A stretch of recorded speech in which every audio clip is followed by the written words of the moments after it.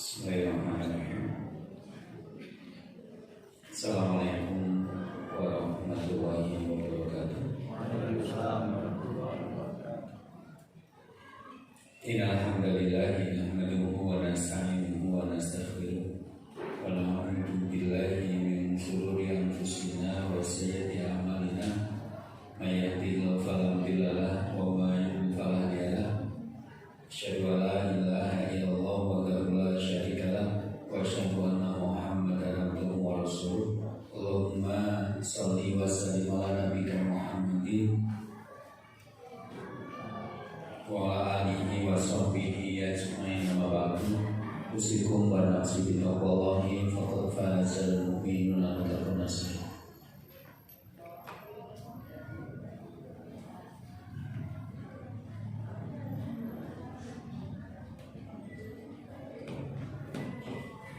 Jamaah kaum muslimin rahimahullah, alhamdulillah ingkang sepindah monggo sareng menjalakan para syukur wonten asal Allah Subhanahu wa taala awit wonten pepanggihan ingkang menika kita saged melonggaraken wekdal saged tolabul ilmi, mencari ilmu untuk nyantong warisan Nabi. Awit Nabi niku boten mewariskan harta emas dan perak, tapi Nabi itu mewariskan ilmu. Maka orang yang mencari ilmu berarti sedang mencari bagian dari warisan itu. Ada banyak masalah dalam kehidupan yang tidak selesai dengan uang atau harta, tapi memang selesai dengan ilmu. Nah, pada kesempatan kali ini kita mulai pembahasan tentang akhlak keluarga Islam. Pada akhirnya membangun rumah tangga ingkang sakinah mawaddah warahmah menika makepokan kali akhlak. Membangun keluarga yang sakinah itu berhubungan dengan kualitas akhlak. Misalnya Nabi bersabda, "Idza ja'akum man tardawna dinahu wa khuluquhu fa'tihu." Kalau datang kepadamu laki-laki yang agama dan akhlaknya baik, maka nikahkanlah dia. Jadi kalau jenengan perempuan yang cantik, saking cantiknya banyak laki-laki yang ingin menikahi jenengan, maka jenengan kalau sebagai muslim yang baik tidak akan bingung memilih. Sehingga uang limo di antara orang lima itu mana yang saya pilih? Bingung karena yang satu ganteng tapi orang pati suke, sing suke orang pati ganteng, sing suke ganteng tiba-tiba tidak ngomong nyambung-nyambung, sing pinter tiba-tiba orang-orang dipilih yang ganteng, pinter, suke, gagah, sehat, ya ketahuan. Nah, kemudian ada bingung. Nah, di tengah kebingungan itu kemudian hadis ini ada jadi katakan, ya udah, saya cari yang agamanya paling baik dan akhlaknya paling baik. Selesai. Anda tidak akan pernah salah pilih.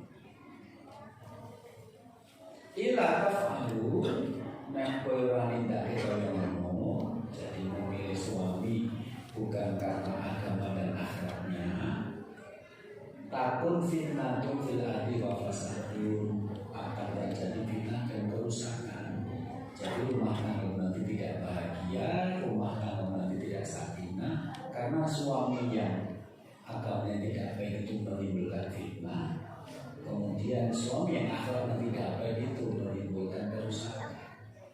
Nah, di situ berarti salah satu faktor yang membuat keluarga sakinah itu akhlaknya baik, karena akhlak yang tidak baik akan merusak rumah tangga.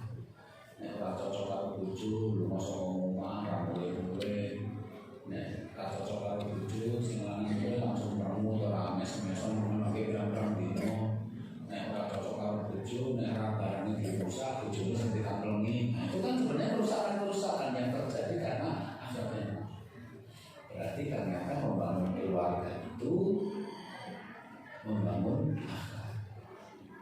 Sekarang kita masuk ke sini. Innama bu'ithu liutammima sholihal akhlaq. Sungguh aku diutus Allah hanya untuk menyempurnakan akhlak yang luhur. Jadi di sini ada kata innama. Innama itu artinya sungguh hanya. Jadi ini lafzul hasr, kata yang membatasi, supaya. Jadi aku diutus Allah itu hanya untuk menyempurnakan akhlak yang luhur. Berarti tujuannya Rasulullah berdakwah dengan semua ajaran Rasulullah, termasuk dengan jihad, itu agar manusia nanti menjadi orang-orang yang berakhlak luhur. Jadi begini, ini aja gampang. Dengan memilih agama Islam. Nanti setelah jenengan memilih agama Islam, jenengan akan belajar Islam itu apa. Nah, datang ke pengajian seperti ini itu termasuk cara mengenali Islam itu apa. Secara umum, ilmu yang kita pelajari dalam Islam itu nanti terbagi menjadi dua kelompok. Satu, al-ulum allati tata'allaqu bi kayfiyatil amal. Ilmu-ilmu yang berhubungan dengan cara kita mengamalkan sesuatu. Jadi jenengan kalau datang ke pengajian, mungkin wonten pengajian ingkang bahas babagan piye nindake, piye ngamalke. Misalnya Anda dalam pengajian yang dipelajari tata cara wudhu, tata cara sholat, cara menutup aurat, cara mengucapkan salam, cara menyembelih binatang kurban, cara bertamu, cara makan. Anda belajar, oh berarti orang Islam ini nek makan maca bismillah nganggo tangan karo njupuk sing cedhak. Itu tata cara makan versi Islam. Oh berarti aku nganggo klambi kuwi sing iso nutupi aurat, aurate wong lanang iki, aurate wong wedok iki. Oh nek aku mau menyembelih ayam untuk dikonsumsi atau menyembelih kambing untuk dijadikan korban, caranya begini. Pisaunya ditajamkan, baca bismillah, nyari urat-urat darah dan juga urat nyawa, kemudian di situ disembelih biar cepat mati. Oh berarti nek aku mau itu caranya begini, mau sholat caranya begini. Jadi jangan menjadi muslim nanti belajar ilmu Islam, satu bagiannya adalah mengajari cara melakukan perbuatan-perbuatan dalam hidup. Tapi nanti ada juga ilmu-ilmu di dalam Islam yang kita pelajari itu tidak berhubungan dengan cara kita mengamalkan sesuatu. Jadi setelah pulang dari mendapatkan ilmu Islam, perbuatan kita tidak berubah, ya tetap seperti itu. Tetapi yang berubah adalah cara berpikir kita, cara berpikir. Misalnya, jangan punya masalah. Lockdown ini kan menimbulkan banyak masalah. Bocah sing ben sekolah HP, nggak wis lockdown karena nyekel HP jadi malah rapi. Kemarin saya ketemu ibu yang mengeluh karena sejak lockdown anaknya jadi malas sekolah, terus nyekel handphone terus, dolan karo koncone, soalnya sekolah kan ya pas sehari kadang cuma berapa jam. Akhirnya malah jadi ngerokok, jadi nolong duit bapak itu rokok. Jadi sekarang ini lockdown betul-betul bingung kenapa? Dulu waktu anak saya sekolah di MTS itu bahagia sudah. Saya itu nggak bisa nonton itu nggak disuai-suai ya tambah stres. Kemarin saya beli koran Solo Pos itu judulnya makin miskin selama pandemi gitu kan. Jadi ini bukan masalah. Lah karena masalah itu banyak orang stres. Di Jepang selama pandemi setahun ini bunuh dirinya meningkat 15%. Kan kok bingung, banyak orang bingung dalam kasus ini. Nah, tapi dia orang pengajian, begitu punya masalah yang berat ikut pengajian, terus ustadznya menampilkan ayat. La yukallifullahu nafsan illa wus'aha. Allah tidak memberikan beban di luar kesanggupan manusia. Oh, berarti aku mesti sanggup. Kalau aku punya masalah, berarti aku pasti sanggup, karena Allah berfirman Allah tidak akan membebani manusia di luar kesanggupan. Berarti di situ kan cara berpikir dengan berubah. Apapun yang ada dalam hidup saya, nanti saya pasti sanggup menghadapi, karena Allah itu sudah mengukur. Allah tidak akan memberikan beban-beban di luar kesanggupan seorang hamba. Nah, nek jadikan ikut pengajian yang dipelajari seperti ini, kan sholatnya tetap kaya wingi, puasanya tetap kaya wingi, kelambine kaya wingi, makne kaya wingi. Secara mental jadi lebih siap menghadapi persoalan itu, berarti yakin aku pasti akan mampu menghadapi. Berarti itu yang berubah cara berpikir. Berarti akhlak manusia itu nanti setelah mengenal Islam adalah cara berpikir dan cara berpikir. Dua-duanya harus dibenahi. Ada orang itu tumindai benar dan cara berpikirnya salah. Sholat, ya sholat, poso ya poso, terus mau cokoran ya mau cokoran, terus seneng karo lawan jenis.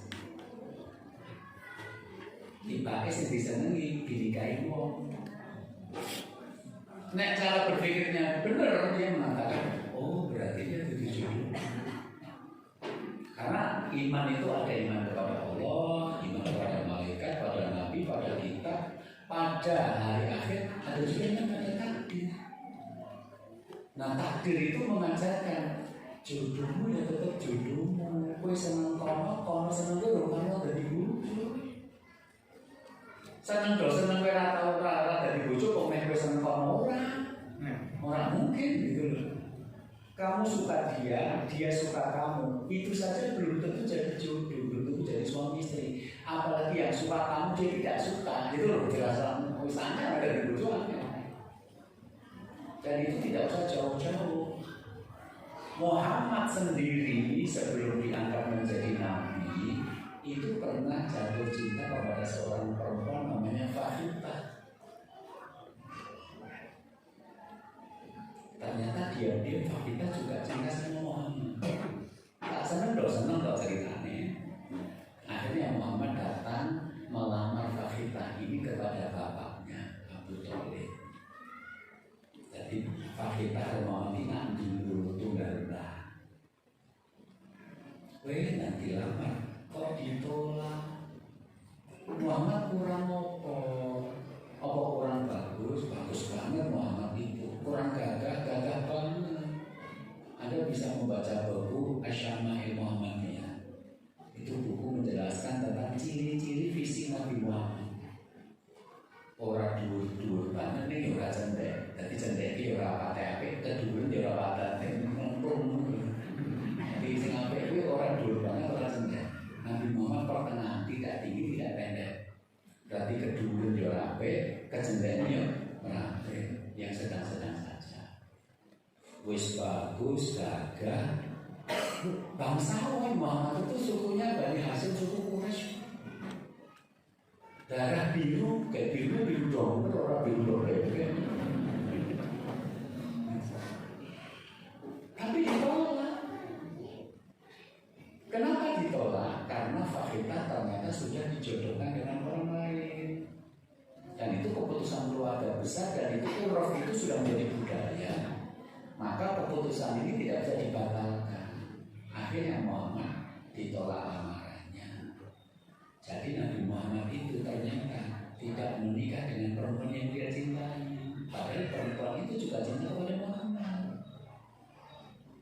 Biasanya kalau nanti cerita ini, lama seorang Islam mau sholat, mau poso. Begitu dia melamar perempuan yang dia sukai, ternyata perempuan itu sudah dilamar laki-laki lain. Masa plus 19 terus nyanyi lagu untuk apa hidup tanpa dirimu di sisiku. Lah kan dari menurut berarti sholatnya benar kan, cara berpikir memang benar. Aku lebih baik mati daripada aku bahagia bersama orang lain. Kamu pidi itu kan pulang sama endi gitu loh. Pulang kok orang habis, saja pulang sama saya lagu. Bagi orang sholatnya cara berbeda itu salah. Akhirnya ada orang yang tidak jadi menikah dengan yang dia cintai terus bunuh diri. Salah dia cara berpikir. Itu orangnya salah menurut.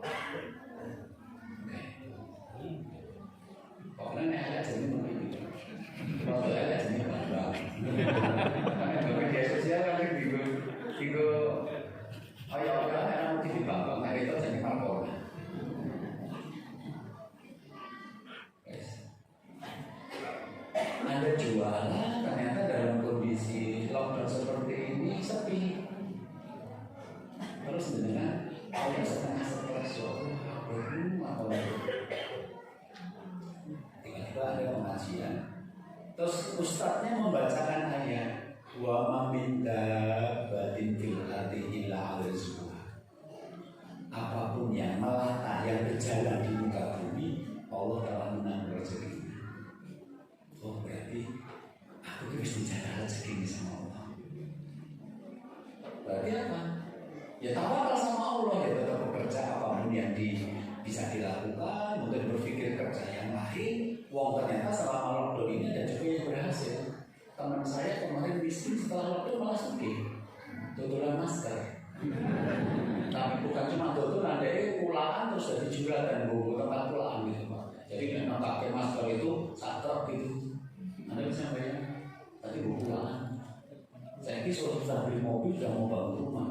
Yang lain ketika lockdown jatuh, dia malah kaget. Jadi saya malah jatuh tutup COVID. Ya memang Allah bagi orang dunia itu yang membuat anda miskin ya Allah, membuat anda kaya ya Allah. Terus tiba-tiba dia merasa yakin, Bismillah, rezeki terus diatur. Aku jangan sampai tergoda untuk melakukan perbuatan yang buruk, karena itu tidak akan merubah jatah rezeki. Tapi ada orang yang sholat, ya poso, begitu warungnya rapayu sidik, besok berat pesugihan, kalau pengarisan, berpikirannya. Berarti dia sholatnya benar, posonya cara berpikirnya salah. Gitu loh. Jadi menjadi orang Islam yang akhlaknya baik itu ternyata akhlak secara lahiriah, yaitu perbuatan-perbuatan yang dilakukan kita itu sesuai petunjuk Nabi, dan akhlak secara batinnya, cara berpikir. Jenengan nindakake ngamal nek wong liya ora ngerti. Ini sedang ada pembangunan madrasah India. Saya juga sedang membangun pesantren di Nurah. Ngerti deh Nurah nggih, mosok ora ngerti wong Solo ngerti ngomong kecamatan ngerti. Jadi Nurah nanti kalau keluar di Nurah menuju Pleseran, ngerti nggih Pleseran nggih. Nah, itu di tengah-tengahnya ada pesantren yang sekarang sedang kami bangun, namanya Kampung Sakinah. Nanti Kampung Sakinah itu untuk menampung orang-orang yang bermasalah dalam keluarga, sing ora iso dikandani tok. Maksudnya kandani tok itu maksudnya konsultasi. Kan saya di Solo kan ada GKS, Ria Keluarga Sakinah di lantai 3 atau Kubu Arafah. Itu kan kalau ada orang konsultasi datang ke sana, Ustaz, ada masalahnya kan terus lo terangke. Lah, secara teori rampung, ini masalahnya rampung. Masalahnya apa? Kulo nek perlu suara bojo kulo niku bergemeteran. Soalnya bojo kulo iki omongannya kasar terus galak. Kulo pengen bisa. Lah piye bisa wong anake enom sing baru pakai kelas SMP. Orang sakit bocah-bocah berburu di sakit, tapi pripun pendak nyawang bapak ibu bocah-bocah semua itu pulau bisa mau bukan sakit sama sakit bocah-bocah di kandangnya oke akhirnya bimpun bukan bisa yang pulau pengen terpiakise jadi pulau pengen sesasi bukan nyawang bapak ibu berarti kan sudah selesai, dia tidak jadi bisa. Ini solusinya kan dilanjutkan dengan dia menempati satu tempat yang tidak ketemu dengan suaminya. Ada lagi yang masalah rumah tangganya karena kena sihir. Yang namanya propiah itu kan juga tidak bisa langsung sembuh. Propiah kan beberapa kali, 2-3 kali baru bisa sembuh. Berarti kan butuh tempat untuk menampung dia. Terus ada mu'alaf, orang Katolik masuk Islam. Kemudian dia nikah. Nah ternyata begitu dia hamil melahirkan malah suaminya itu menceraikan dia. Bingung. Nek saya tetap Islam, saya tidak punya teman. Kalau suami saja menceraikan saya, tapi nek saya pulang, ibu saya menerima dengan lapang dada, tapi anak saya mau dibaptis. Terus balik lagi sama Katolik, gimana? Kan butuh tempat dia untuk menampung kekuatan imannya agar tetap mantap milih Islam, tapi yo agar dia kuat tidak balik lagi ke Katolik. Atau ibu-ibu sing bojo kula pun mboten apik Ustaz. Pun bisa mawon. Nah nek kula bisa kula nek yo duit nang dino kula ora tampil. Masa masak enak ora iso, jahit ora iso, nyalon ora iso, mijet ora iso, gawe roti ora iso.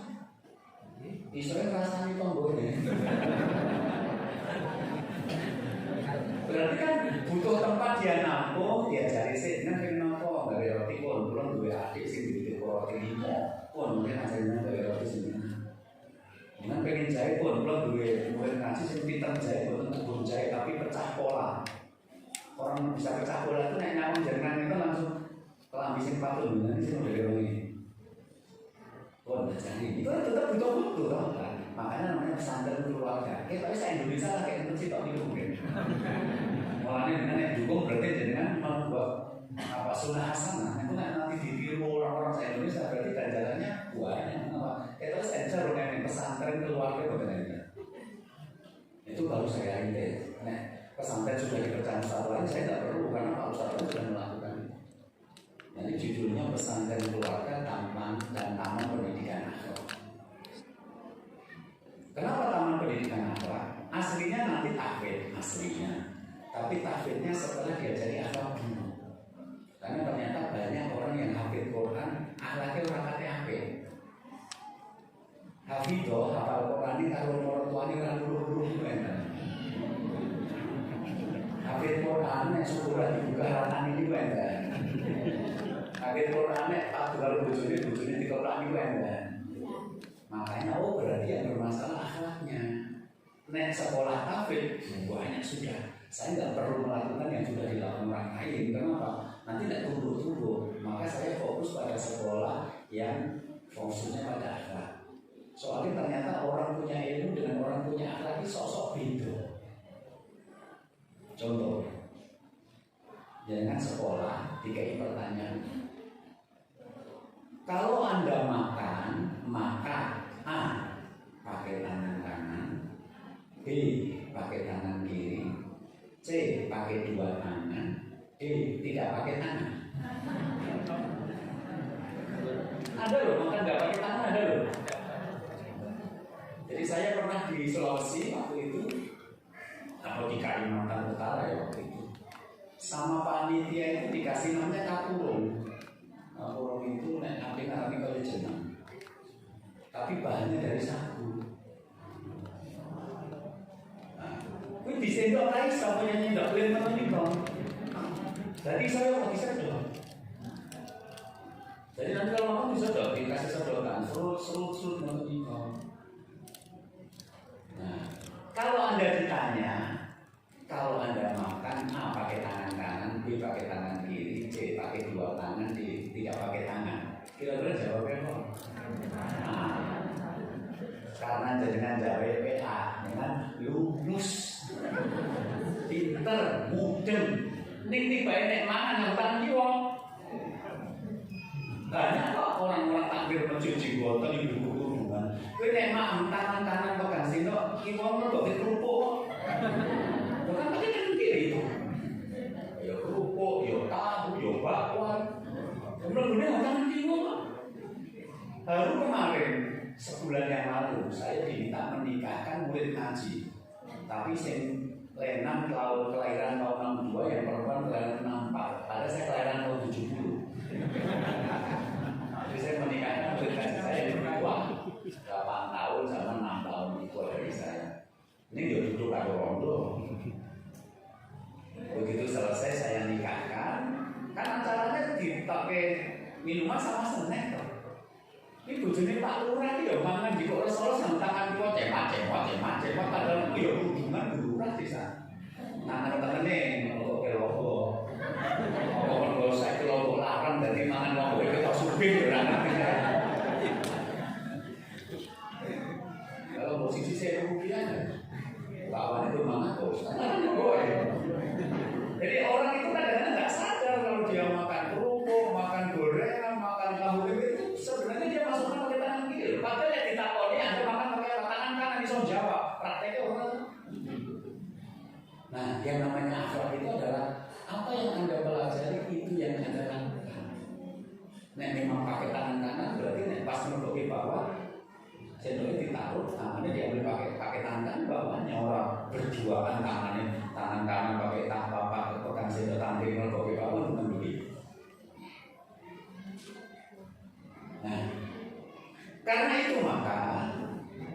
merubah cara berbuat dan cara berpikir sesuai dengan ajaran Muhammad, itulah intinya Islam.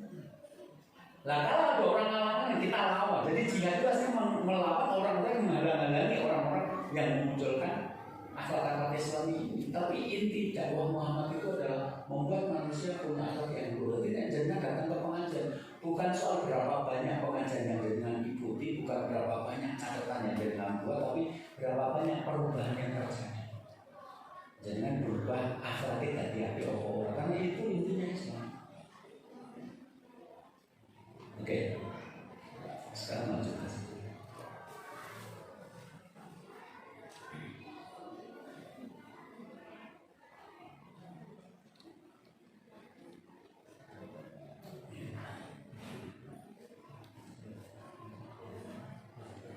Ibu-ibu protes bukan sadar misalnya Pak Ustaz. Lo kan orang itu nyawa Pak Ustaz bagus. Ini kan yang kalau bagus main bujengan dari orang. Orang sama orang nyawa Ustaz.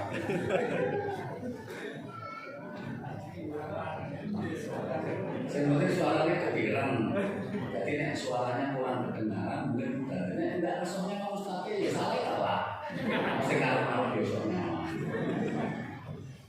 Kesalahan pada diri Anda, bisa menyalahkan panitia. Oke, ini salah satu contoh bahwa ternyata memang akhirnya menilai baik atau tidak baik dalam Islam itu jatuhnya ya dinilai akhlaknya. Perhatikan, khairu ma u'tiyan nasa khuluqun hasan.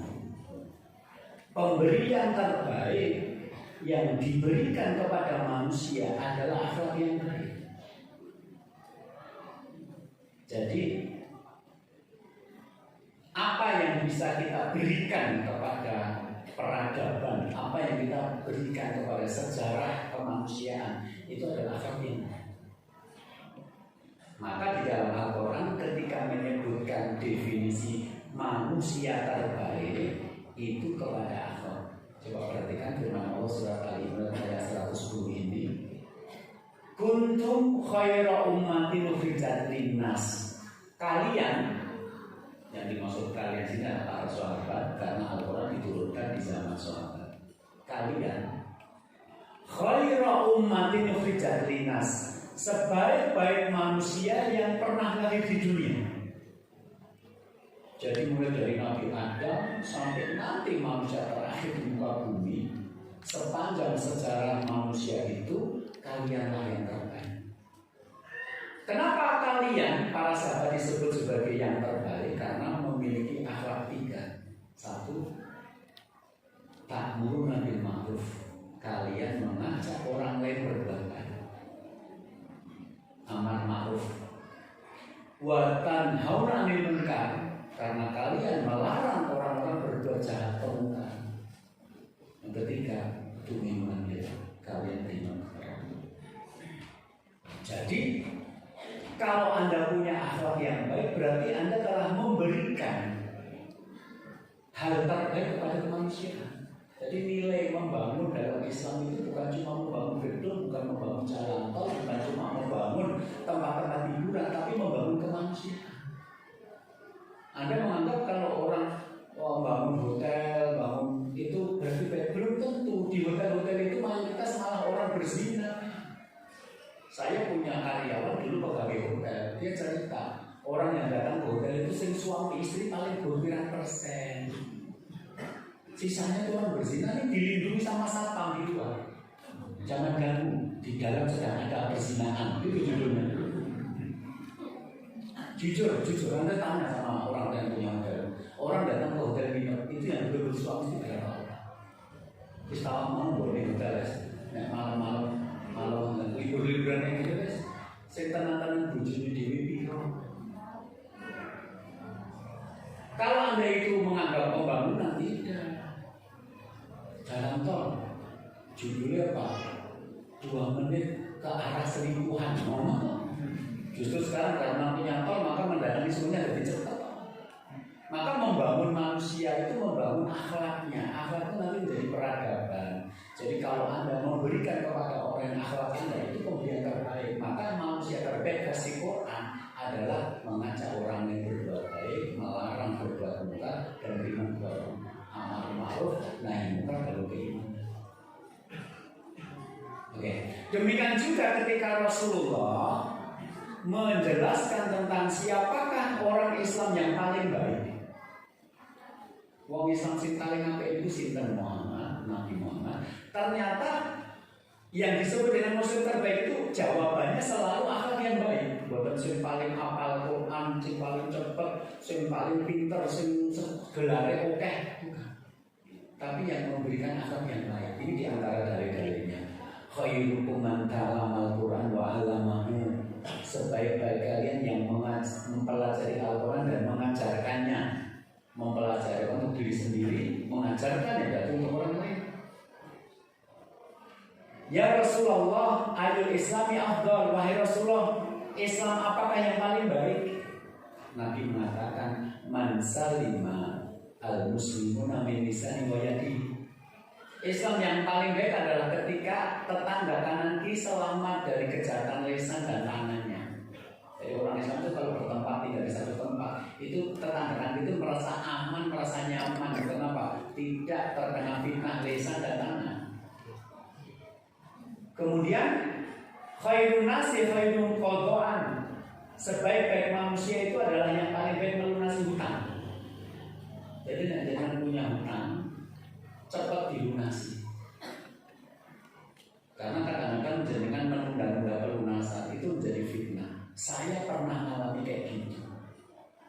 Bagaimana saya dituduh ustaz pendusta gara-gara janji saya meleset karena saya mengandalkan janji orang lain.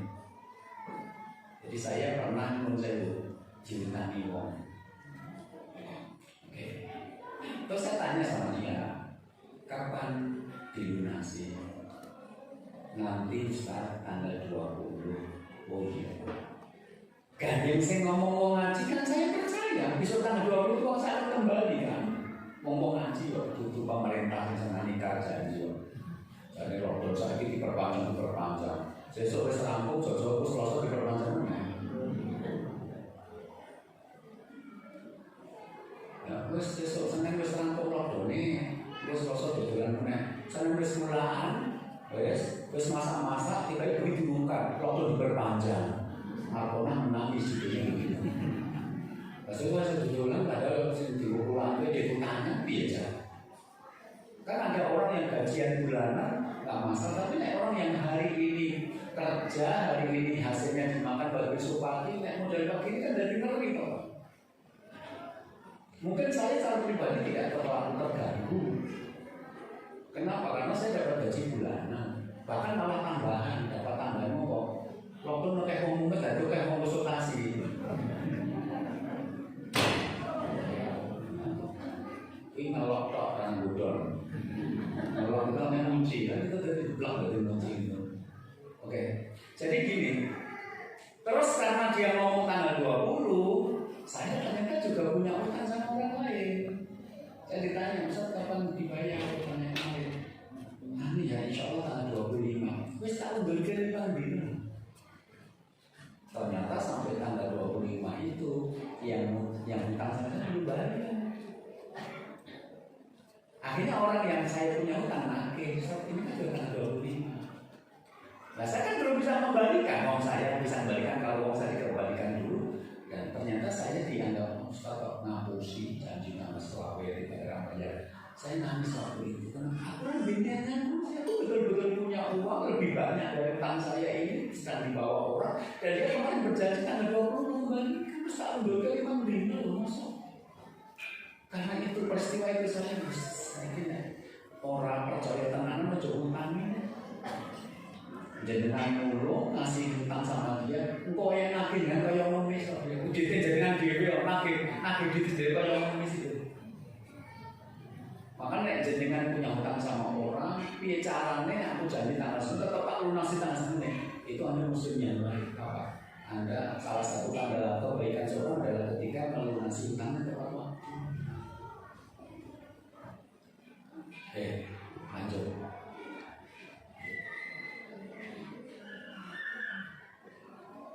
Khairun nas yang fa'un linnas, sebaik-baik manusia dari yang paling bermanfaat buat manusia yang lain. Khairukum man at'ama ta'am wa radda salam, sebaik-baik kalian adalah yang memberi makan dan menjawab salam. Jadi nanti Anda akan menemukan riwayat-riwayat yang sampai kepada kita ketika menerangkan tentang kebaikan itu selalunya kepada akhlak. Min husnil islami man tarku ma la ya'nihi. Ya, tanda bahwa orang itu Islamnya baik adalah meninggalkan yang tidak penting. Kira orang penting rasa dipikir. Kira orang penting rasa ditindak. Banyak yang lain yang penting-penting aja belum kita kerja.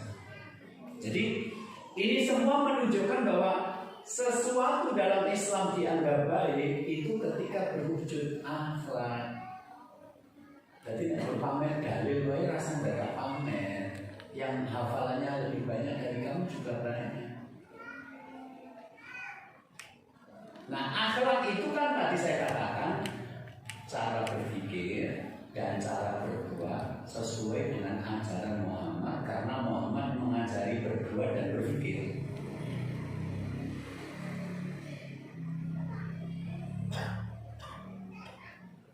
Dalam bahasa yang lain itu namanya bertakwa. Coba Anda perhatikan ayat ini. Ya ayuhan nas, wahai manusia. Jadi pengumumannya kepada manusia, bukan kepada orang beriman. Jadi kalau Allah mengumumkan kepada manusia, berarti kebenarannya mutlak, bukan hanya untuk orang beriman. Apa itu? Inna khalaqnakum min dzakari wa untha. Sungguh kami menciptakan kalian dari laki-laki dan perempuan. Jadi manusia itu diciptakan dari laki-laki dan perempuan. Jadi kalau laki-laki menikah dengan laki-laki, perempuan menikah dengan perempuan, jelas tidak dalam rangka mencari keturunan. Itu jelas dalam rangka menekan hawa nafsu. Waja'anakum syu'uba wa qabaila. Dari laki-laki dan perempuan itu lahir kalian manusia itu bersuku-suku dan berbangsa-bangsa. Jadi Allah menjadikan ada yang berwarna hitam, orang Negro, orang Afrika, berwarna putih, orang-orang Eropa, berkulit coklat, orang-orang Asia secara umum, berkulit kuning, orang-orang Cina. Itu kesengajaan dari Allah. Kami yang menjadikan manusia itu berbangsa-bangsa dan bersuku-suku. Inna akramakum indal atqakum, sesungguhnya yang paling mulia di antara kalian yang paling bertakwa. Jadi ini Allah memberikan satu standar cara berpikir baru. Menungso dari macam maneka warna takdir Gusti Allah itu tidak menunjukkan kemuliaan. Bukan berarti orang kulit putih lebih mulia dari orang barat, orang kulit hitam sehingga orang kulit hitam dijadikan tidak. Itu namanya rasisme. Jadi ayat ini adalah ayat yang menolak rasisme. Islam mengatakan manusia menjadi hitam, jadi putih, jadi kuning, jadi coklat itu takdir Allah. Yang siapa di antara mereka paling baik adalah yang paling pertama. Jadi tidak ada anaknya Pak Lurah mesti HP dari anak tukang beca. Nah, anaknya Pak Bupati berarti oleh HP timbangannya anaknya Pak RT. Tidak ada Islam. Saya paling HP so, saya paling tahu anak Pak Bupati rasolat ya HP. Nah anaknya Pak pejabat menghamili pacarnya ya rapi. Nah anaknya Pak tukang beca bisa menjaga kehormatan sampai nikah masih perawan, ting-ting dan jokot tongkong. Berarti dia orang baik. Kebaikan bukan ditentukan oleh darah dan keturunan, bukan ditentukan oleh bangsa. Nah Amerika mesti rapi timbangannya orang Afrika enggak. Nah orang kulit putih lebih baik daripada kulit hitam enggak. Tapi Islam mengajarkan siapa di antara kamu yang paling baik, yang paling bertakwa. Ini sing melaku malah yang pesantren-pesantren. Ada anak waktu di desanya itu jane biasa. Bapak itu berkuli 100 juta. Jadi di mata tetangga-tetangga itu berwong masyarakat miskin. Bapaknya 100 juta, ibunya ibu rumah tangga, anaknya orang iso sekolah orang biaya. Terus akhirnya masuk pesantren dengan program orang tua asuh sing bayar wong liya, bahkan wong liya sosok tangan sing dibayari. Akhirnya di pesantren dia belajar pinter bagus. Saiki jenenge malih Mulyoto dari Khairuddin. Kan banyak tuh anak-anak pondok itu sebenarnya do malah jenenge. Jadi Arab kabeh. Padahal aslinya gue mau Mulyoto dari Khairuddin, Pak Iman dari Jamaluddin. Jadi kadang-kadang ustaz itu wah itu ustaznya itu begitu meninggal ada kakek tuh pas meninggal kok diumumkan jadi menurut KTP kok utuh gitu loh. Itu nama di pesantren. Saya kalau ngajar di pesantren pas penerima murid baru jeneng asli kok KTP, kok lagi setengah tahun udah ganti jadi Arab kabeh, padahal ilmu terpesat. Oke, karena pinter akhirnya dijadikan kader. Kamu tak sekolahkan sampai ke luar negeri, pulang pinter, sekarang jadi kepala sekolah.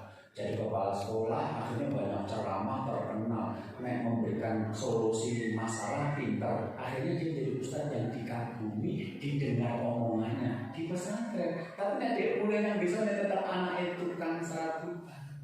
Jadi tetangga-tetangga menganggap dia orang rendah, tapi di pesantren dia orang tinggi karena ketakwaan dan ilmunya. Jadi hanya di dunia ngerti Islam, mengembalikan kepada ajaran Islam. Wong sing paling apik itu sing akhlake paling apik. Di luar tidak, di luar itu anaknya pejabat, memberi pesannya ke pejabat dan calon bupati berikutnya pada orang bermokopo. Di luar itu orang sholat bisa jadi di bangga-banggakan. Ada gaweannya matikan lebih ketika saya rapat misalnya. Gue sekolah jelas orang paling pintar wong ketok dari kelihatan dari cara ngomongnya misalnya. Jadi ada orang KTP Islam, ini cara mikirnya orang kalau Islam, cara mikirnya Islam mengatakan yang paling baik itu yang paling bertakwa, tidak melihat kamu keturunan siapa. Bahkan ada beberapa ulama besar itu dulu Buddha. Sokoto Bilal ketika belum jadi Muslim, Buddha dibeli di pasar, koyo dagangan, bayangan dagangan Buddha itu bisa dijual belikan, properti bahasa Indonesia ini. Begitu Bilal masuk Islam, jadi muadzin Nabi. Sampai suatu ketika Nabi ngomong sama Bilal, Bilal, aku kok perlu teklemu yang swarga. Bilal itu jelek, berkulit hitam, mantan budak. Ini teklek itu di swarga. Timbangannya anggota dewan, mobil nanti sandalnya itu dibina korupsi. Jadi kalau jenengan tidak memahami Islam, cara berpikirnya bisa tertukar. Karena KTP Islam cara berpikir menilai orang hanya dari jabatannya, dari gelarnya, dari ketampanannya. Enggak. Allah sang pencipta manusia mengatakan manusia yang paling baik, yang paling baik. Jadi kalau kita sudah paham seperti ini, maka kemuliaan itu harus diberikan bagi yang berat. Jadi mulai hari ini menilai orang itu karena ketahuan dan karena apa? Kalau mereka bocah sopan, kalau tua api, alhamdulillah. Tapi nek kita perlu wong karo wong tua wani dan kemudian akhlaknya tidak baik, ya meskipun dia anaknya siapa kita tidak perlu untuk tua. Nah jangan perlu berpikir itu, jangan belum bisa mencerna ayat ini. Yang paling baik dan yang paling baik.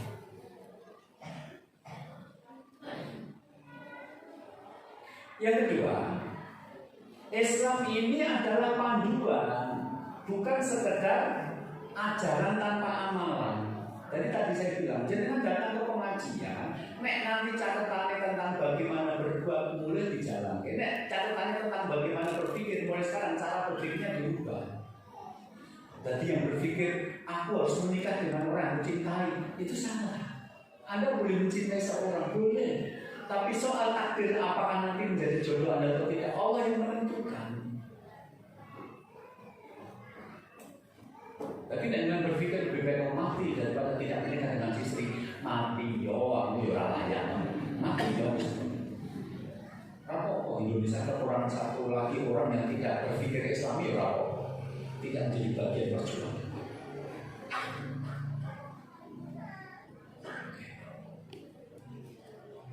Karena Islam itu adalah panduan dalam menjalani hidup, berarti dengan hati-hati di dalam belajar Islam. Maksudnya gimana? Karena Islam itu panduan dalam hidup, berarti dengan belajar Islam, carilah ustadz-ustadz yang membuat Anda bisa berubah menjadi lebih baik, termotivasi untuk menjadi lebih baik. Bukan sekedar memamerkan ilmu karena pintar. Kenapa? Karena ilmu-ilmu Islam itu bisa dipelajari oleh non-muslim. Quran itu bisa dihafalkan. Kalau dia memang cerdas, meskipun dia tidak beragama Islam, dia bisa hafal Quran.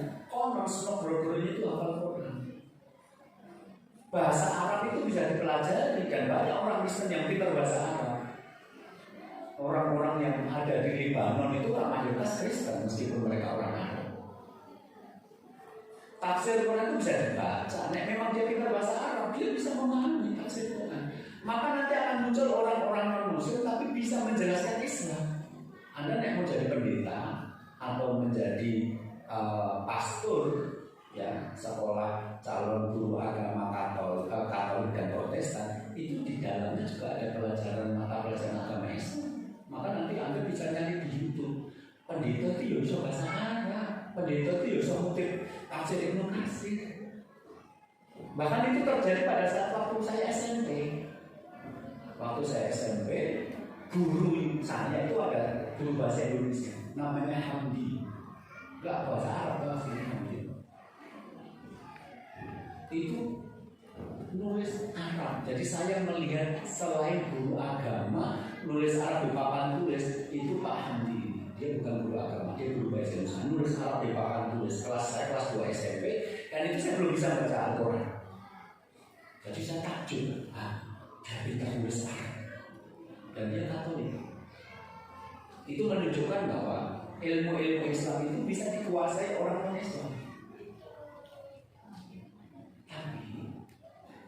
Nek kita belajar Islam berarti bukan dari orang-orang seperti ini. Kenapa? Karena orang seperti ilmunya saja tidak bermanfaat. Dia pintar tapi dia tetap jadi orang kafir. Berarti tidak memberi manfaat. Kalau memberi manfaat dia jadi muslim. Jadi tidak bisa kita mempelajari Islam dari sekedar orang yang pintar ngomong Arab atau orang yang ilmunya banyak. Bukan. Dia orangnya berubah tidak dengan ilmu yang dia pelajari. Tidak, saya tidak belajar dari dia. Wong dia saja tidak bisa mengambil manfaat dari ilmunya, bagaimana orang lain? Jadi kita dengan orang popo, sementara ilmunya pintar, itu berarti Anda mempelajari Islam sebagai sebuah ilmu, bukan sebagai sebuah panduan di dalam beramal. Kan banyak Pak, orang-orang Islam yang sekolah di luar negeri, di Kanada, di McGill University, itu dosen-dosennya non-muslim. Nanti makanya mereka menjadi orang Islam ini ya malah orang percaya kalau Islam. Terus yang ketiga jebakan kemunafikan. Jangan sampai kita menjadi orang-orang munafik, jadi orang-orang yang masuk Islam tapi menggunakan Islam hanya untuk kepentingan duniawi, bukan untuk jalan sukses dunia akhirat. Oke, sekarang kita masuk ke sini. Karena itulah maka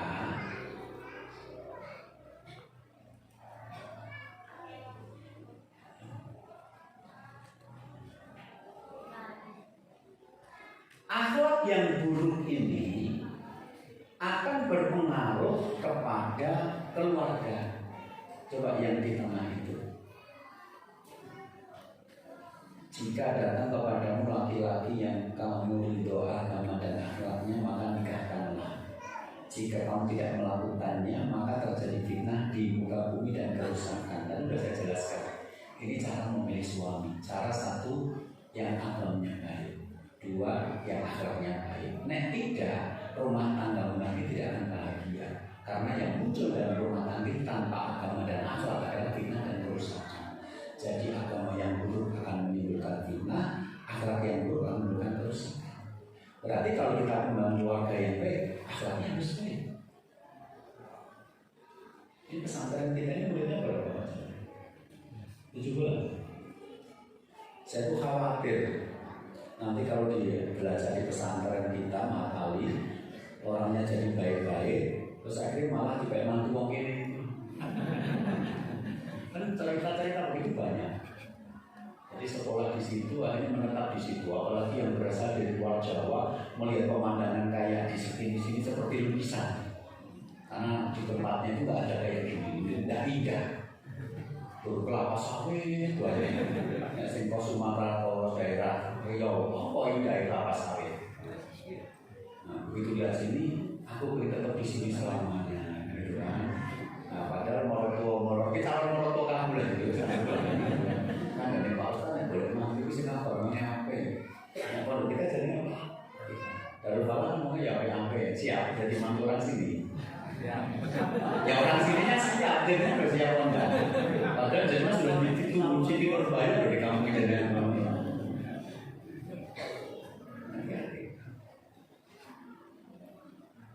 Jadi di sini memberikan pesan bahwa orang itu kalau akalnya buruk, keluarganya jadi rusak.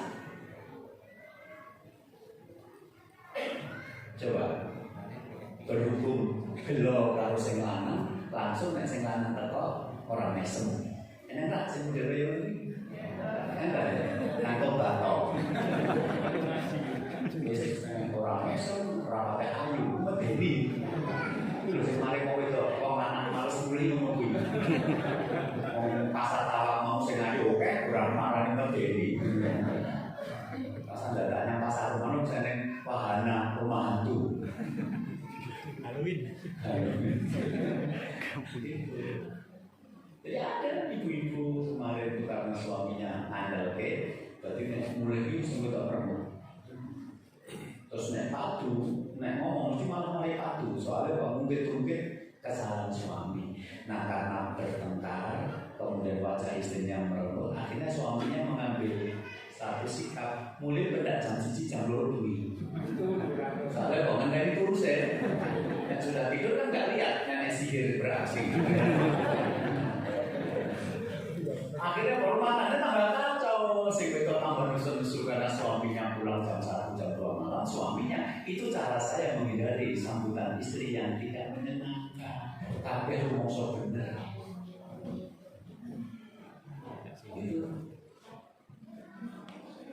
Sedangkan yang di atas itu menunjukkan wa inna su'al khuluqi yusidul amala kama yusidul khalul asal. Sesungguhnya keburukan akhlak akan merusak amal sebagaimana cuka merusak madu. Hilang rasanya. Jadi zaman SMA wis tertarik politik, zaman kuliah wis masuk partai, terus jadi lulus kuliah mencalonkan jadi anggota dewan, setelah itu sekarang jadi anggota dewan. Itu perjalanan berapa puluh tahun. Mapel kedis tersebar video sedang enak-enak dengan penyanyi dangdut. Terus langsung ditolak, nanti saya pilih sholat. Jadi karir yang dia bangun bertahun-tahun itu hilang hanya karena skandal satu saja. Amerika loh sih negara bebas, begitu presidennya selingkuh di-impeach. Anda tahu dulu ceritanya Bill Clinton itu diturunkan dengan paksa dari presiden karena ketahuan main-main sama Monica Lewinsky. Amerika loh sih masalahnya sangat bebas. Itu saja kalau lihat pejabatnya tidak setia pada pasangan itu ya orang belum diturunkan itu kemarin Bill Clinton. Jadi karirnya sampai sekian puluh tahun itu hilang. Jadi amal itu bisa rusak karena akhlak. Wis jadi takmir masjid, imam sholat, nek masyarakat nek acara diundang, wis tiba-tiba menggelapkan kotak infak dari laporan infakir esok lapor, wis esok ragiku, wis baru dirasani sekolah pindah nanti. Kayak saya ini pindah mana mungkin tiga ya. Hati-hati lo kayak tahu dilapor kotak infak. Nek peribahasa Indonesia mengatakan karena nila setitik rusak susu sebelahnya. Belahnya itu kendini budi, jadi susunya duanya. Tapi nek di situ dimasukkan nila setitik rusak warna kuningnya langsung hilang. Sama laki-laki yang menikah, perempuan yang menikah itu punya kebaikan yang banyak. Itu gara-gara akhlak satu sing jelek itu bisa hilang semua kebaikan. Bisa percaya. Nah, gabungan dari hadis-hadis inilah yang akhirnya mulai hari ini nanti kajian dengan saya temanya adalah akhlak keluarga. Berarti harus ada yang diperbaiki. Ya, akhlak itu adalah menyesuaikan cara berpikir dan cara bertindaknya sesuai dengan ajaran Allah dan Rasulnya. Dan nanti akan kita bahas pada pertemuan-pertemuan yang akan datang turunan dari memahami apa ini baru bagaimana. Ternyata Islam itu intinya bukan menjadi pinter, bukan menjadi terkenal, bukan menjadi kaya, tapi menjadi lebih berakhlak. Maka orang pengajian itu harusnya berubah dalam perbuatannya maupun dalam berpikirnya.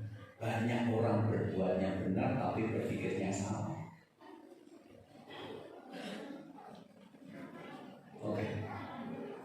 Itu dari saya untuk kajian pada kesempatan kali ini, mudah-mudahan bisa dipahami. Nanti kalau ada pertanyaan barang satu dua bisa ditanyakan kepada Pak Jarwo, nanti saya insya Allah akan saya jawab.